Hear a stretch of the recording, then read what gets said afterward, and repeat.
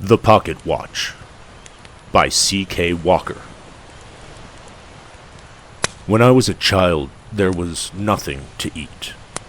I was the eldest of 5, so it was my job to make sure that I always let my brothers and sisters eat before me. War was inching inward from the coast, and as it marched closer, our food grew scarcer.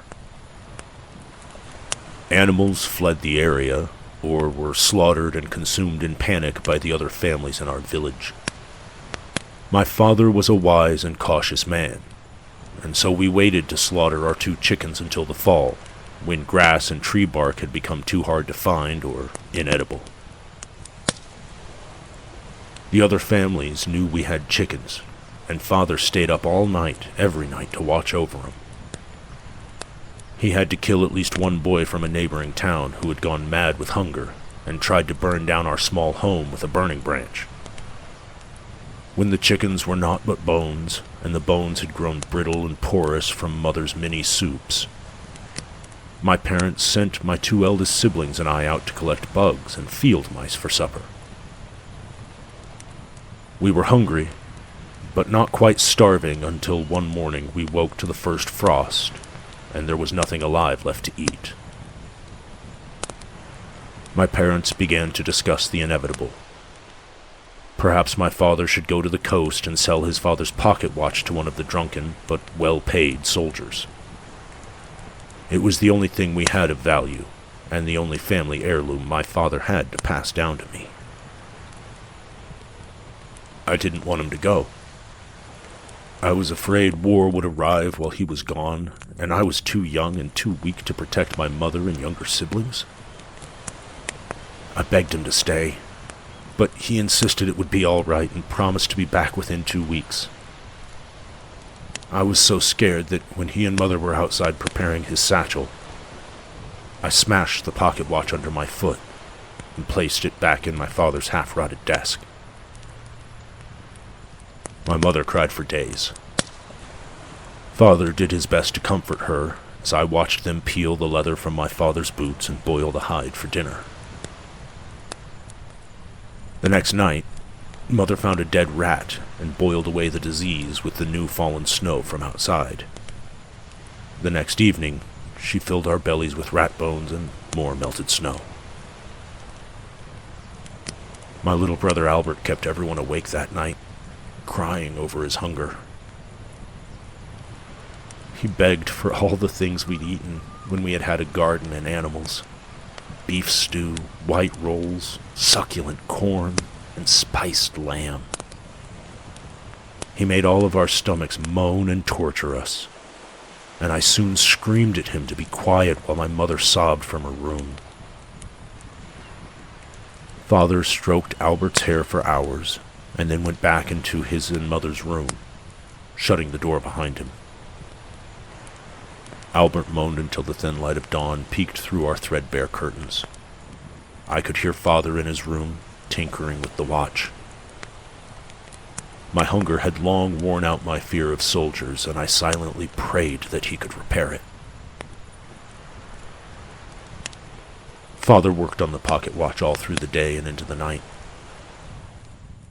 Celia had found dead crickets in the walls of the abandoned bakery, and as we ate them, Father emerged from his bedroom with Mother right behind. The smile on his face was one I had almost forgotten, as I had not seen it since the day my youngest sister was born. He told us that he had repaired Grandfather's watch, and that he'd heard of a soldier encampment nearby. 3 days, he promised us. 3 days and I will return with carrots, lamb, and rolls so big they'll fill our bellies for a year. We clapped our hands in delight and ran around our small dirt yard with a glee that seemed a foreign language to us. Father said that we were all to help Mother find beautiful things with which to dress the table. The next morning, he gave us all a piece of rubber from the sole of Mother's shoes to chew on, and sent us out on our mission after kissing us goodbye, and promising to be back before we'd remembered he had left. We had such fun that day, gathering horseshoes and shards of broken glass, We threaded bits of twine through the horseshoes to hang above the table, and tied glass to the ends, hoping they would shimmer in the lamplight. We returned home as the sun set, happy with our day's work and eager to return to it tomorrow. We weren't yet in sight of home when I first smelled it. Onions, chicken broth, spiced lamb, even sweets. I ran as fast as I could, dropping our table dressings carelessly along the way in my maddening pursuit for food. I burst through the door to find Mother at the stove, preparing our meal in a quiet reverence. I threw my arms around her and asked her if Father was home already. Yes, my love. He had the fortunate chance of meeting a wealthy mercenary on the road who was only too happy to buy your grandfather's watch. I hugged her even tighter and sat down at the table as my brothers and sisters came spilling through the doorway. They found their places quickly, hungry, expectant look upon their faces. Father came out of the bedroom and took his seat at the end of the table as Mother brought over a steaming platter of spiced boiled lamb. She nodded at us, and we filled our hands with the rich meat, hardly bothering with our plates. After dinner, we were sent to bed with full tummies, barely a word having been said by anyone since our food had been set on the table. We ate our fill the next night, and the next, and the next. But as our food stocks started to dwindle, so did Mother's health. Each day bled more out of her until we were left fighting over scraps of raw meat, while our mother lay weak and wilting nearby. The first night I went again without food was the night that the hazy, happy ether began to lift and my memories of the past few days became confusing. I recalled that the spiced lamb I'd consumed with such ferocity had actually been sickly sweet, and the accompaniments I had first smelled from afar had never been brought to the table.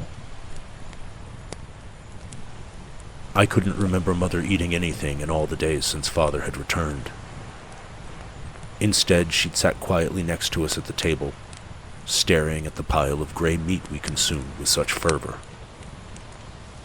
And Father, I couldn't recall hearing his voice since the morning he had left for the soldier encampment.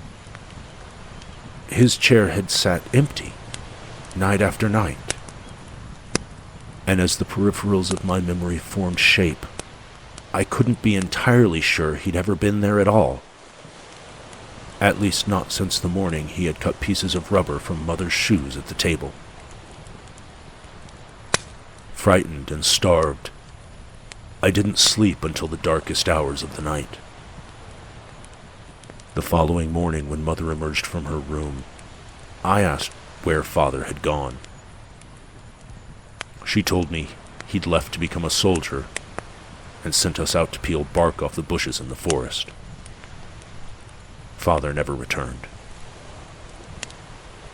Perhaps the reason I didn't realize what had happened back then was because it was too awful to consider, and I was so very hungry. But Mother died a few days ago, and in death, she thrust the truth upon me. From her stock of meager possessions, I was bequeathed a small box that contained nothing more than a shiny, broken pocket watch.